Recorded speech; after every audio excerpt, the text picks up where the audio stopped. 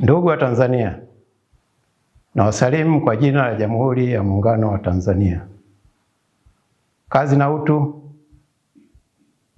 Naitwa Luteni Kanali Sylvester Morris Mangule, Mkurugenzi wa Habari na Uhusiano wa Jeshi la Ulinzi la Wananchi wa Tanzania.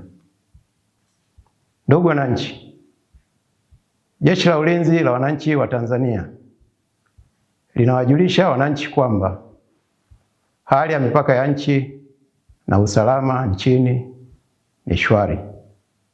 Hali hii imechangiwa na hali ya wananchi ya kulinda na kudumisha amani na moyo wao wa kizalendo katika kushirikiana na vyombo vya ulinzi na usalama. Utulivu na amani uliopo nchini umewezesha wananchi kuendelea na shughuli zao za ujenzi wa taifa.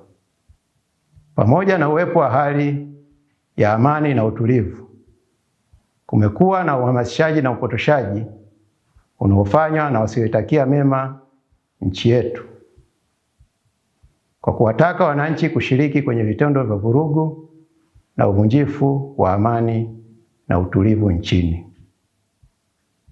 Watu hao wanafanya uhamasishaji na upotoshaji huo kwa kulichafua jeshi kwamba litahusika kuwalinda wafanya vurugu na ghasia hizo. Vitendo hivyo vinaweza kusababisha madhara kwa washiriki na wananchi wengine: uharibifu wa mali, kuvuruga shughuli za wananchi za kila siku, na hatimaye kuharibu uchumi wa nchi. Ndugu wa Tanzania, jeshi linawasihi wananchi kupuuza wito wowote unaohamasisha kushiriki katika vurugu za aina yoyote. Pia linawataka kutoshiriki katika vurugu na uvunjifu wa amani, bali waendelee na shughuli zao za kila siku za ujenzi wa taifa bila hofu yoyote. Jeshi halitasita kuchukua hatua stahiki kwa watakaoshiriki katika vurugu na uvunjifu wa amani, kwani ibara ya 147 kifungu kidogo cha pili kwenye mabano ya Katiba ya Jamhuri ya Muungano wa Tanzania ya mwaka 1977 pamoja na mambo mengine inalipatia jeshi jukumu la ulinzi na usalama wa nchi na wananchi wa Tanzania.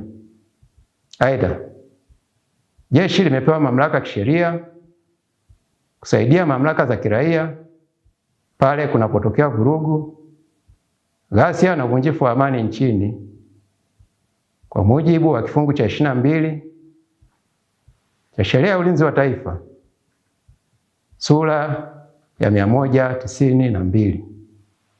Ndugu wananchi, jeshi linaomba wananchi kutoa taarifa kwa viongozi wa vijiji au viongozi wa mitaa na vyombo vya ulinzi na usalama kuhusu uchochezi au viashiria vya uvunjifu wa amani ili kudumisha utulivu nchini. Aidha, jeshi linawahakikishia wananchi kuwa litaendelea kutekeleza majukumu yake ya ulinzi wa nchi, ulinzi wa katiba, ulinzi wa mamlaka ya nchi, pamoja na kusaidia mamlaka za kiraia kwa weledi, utii, uaminifu na uhodari wa hali ya juu, na kwa kuzingatia viapo vyetu. Ndugu wa Tanzania, jeshi linaendelea kushirikiana na wananchi pamoja na vyombo vya usalama ili kudumisha amani, utulivu na umoja kwa maendeleo ya taifa pamoja na wananchi wake. Asanteni sana.